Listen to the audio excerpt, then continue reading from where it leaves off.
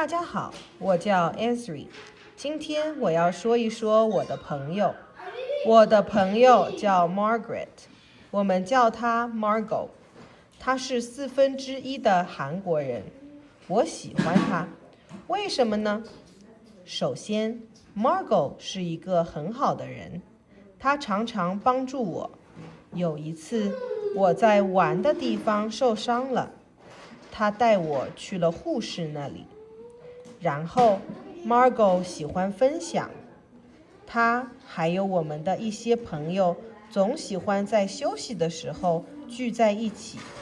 有时候我们聊天，有时候我们跑来跑去，有时候我们一起玩沙子。我喜欢我的朋友，也喜欢和他们一起玩。你喜欢和你的朋友们一起玩吗？